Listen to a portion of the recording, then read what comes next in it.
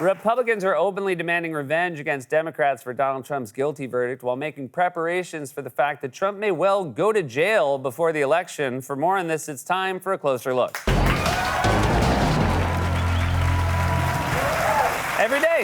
Every day, you guys, I say a new thing from this desk that I cannot believe I'm saying. For example, one of our two major political parties is making contingency plans for the very real possibility that their nominee for president may have to deliver his convention speech from prison. The convention happens next month, and your nominee could be sentenced to actual jail time 4 days before everything kicks off in Milwaukee. Have you planned for that at the RNC? Yeah, we're working on that right now. I'm actually going up to Milwaukee this week, and we're going to have a series of conversations. But look, we expect that Donald Trump is going to be in Milwaukee, and he's going to be able to accept that nomination. And if not, we will make whatever contingency planning we need to make for it. It's unreal. They're making contingency plans because he might accept the nomination from jail. If he wins, they won't be able to swear him in on the Bible until that one inmate comes around with the book card.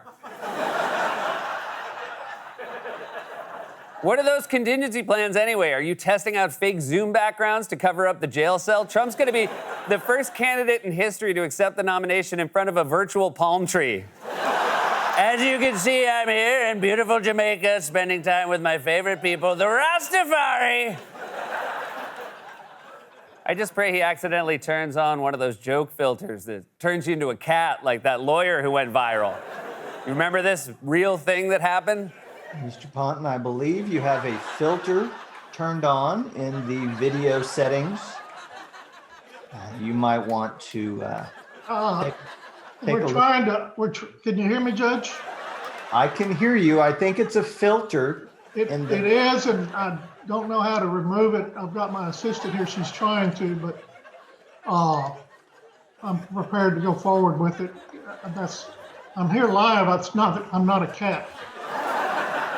I mean, that definitely seems like something Trump could do by accident. My fellow Americans, I humbly and gratefully accept your nomination for the presidency of the United States. if you want to see a bird cemetery, go under a windmill sometime. You'll see more birds than you've ever seen ever in your life. A lot of people say, oh, you should get a dog. Why? Dogs, they cheat. They're cheating us so badly. A lot of people choke. They choke like dogs. They were fired like dogs. I'm sweating like a dog. God bless the United States. Wait a second, Henry. Hates dogs, knows where to find dead birds, talks like he swallowed a hairball. Is Trump actually a cat in real life? Wait a second. When cats drink water, they lower their heads down to the bowl and lap it up, and oh my God! Oh my, he's a cat!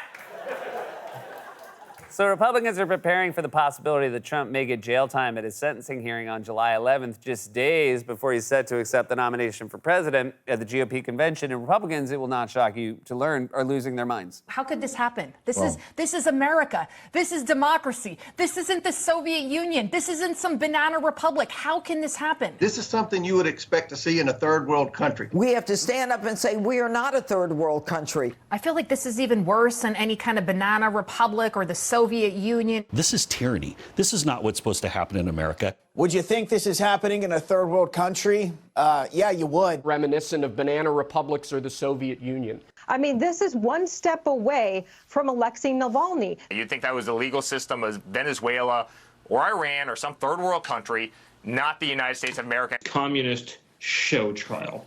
You know, even North Korea, even the former Soviet Union went to a greater length to create the pretense of fairness.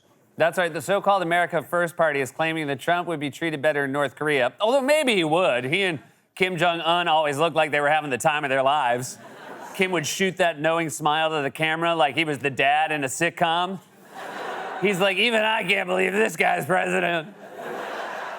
Not only did Donald Trump get a fair trial, he got the luxury version of a fair trial. He got platinum status due process. Most criminal defendants in this country don't get a fraction of the leeway and deference Trump got and is still getting. He had expensive lawyers, access to all the evidence. He was personally involved in jury selection. The trial happened in full view of the media and the world. He was cited for contempt 10 times and never once thrown in jail. You know your weird Uncle Ricky who got pinched because he was doing 90 in a school zone with a Ziploc bag full of loose pills in his glove compartment? I guarantee you, if Uncle Ricky fell asleep in court and badmouthed the Trump one time, he would have had his ass thrown in county lockup. And then you would have heard about it at every Thanksgiving for the rest of your life. It's bull, man. Those are my back pills.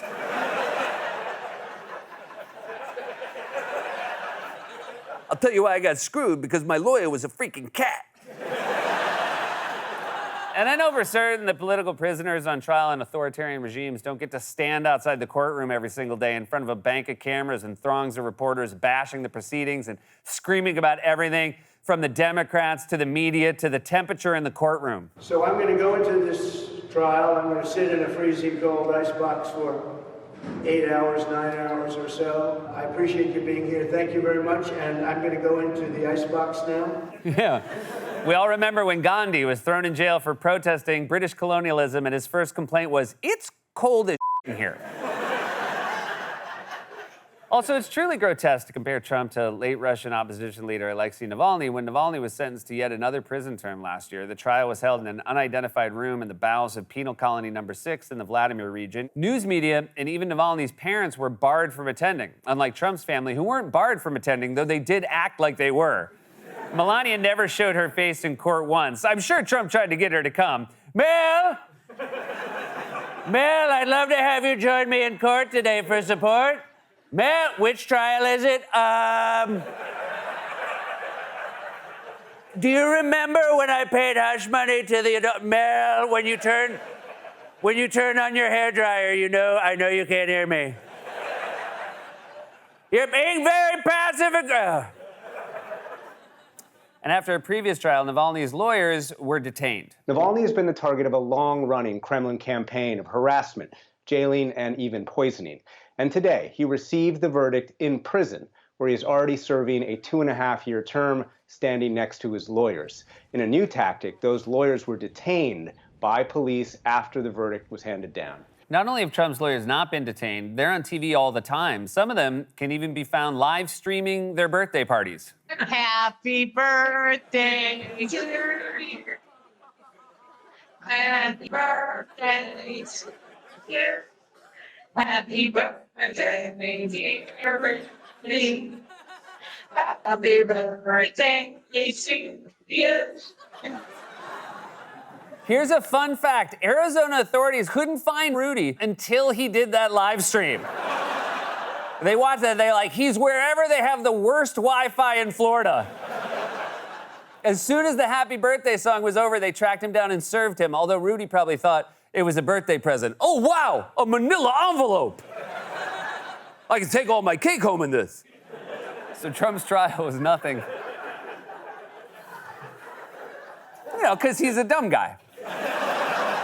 I wouldn't do it, but he's a dumb guy.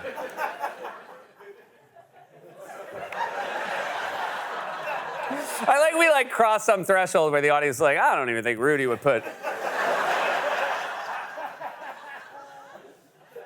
So the premise of the joke is Rudy would put cake in a manila envelope. No. No, Mr. Myers, you're on your own with this one.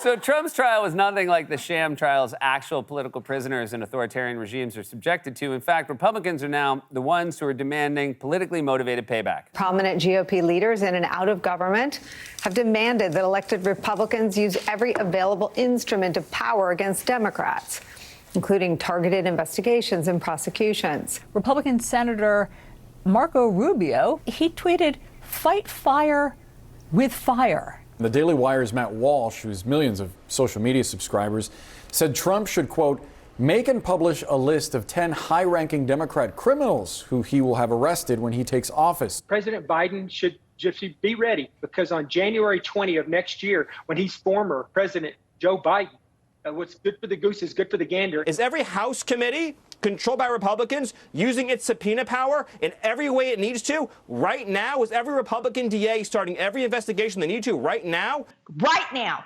today, we should be voting to impeach Joe Biden. Even Marjorie Taylor Greene's microphone is like, lower your voice.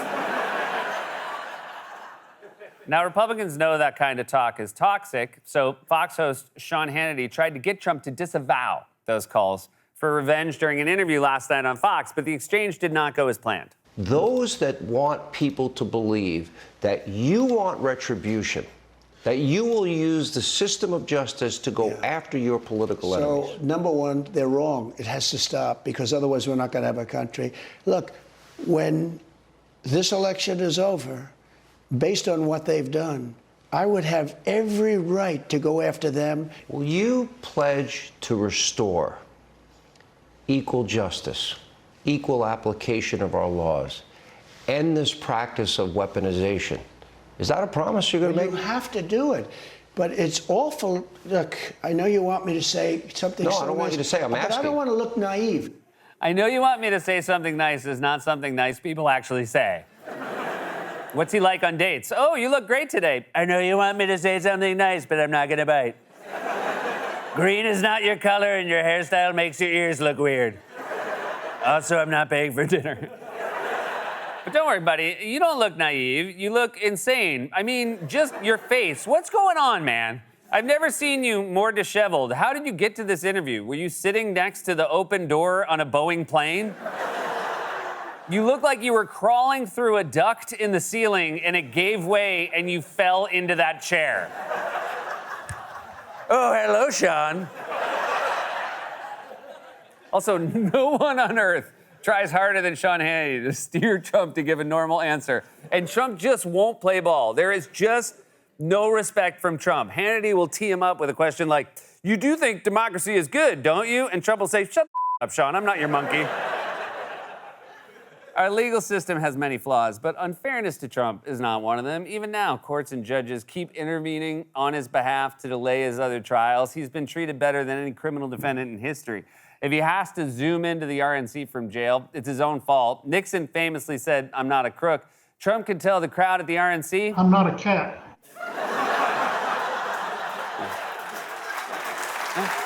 Caught me off guard. I don't know why I didn't speak up. This has been a closer look.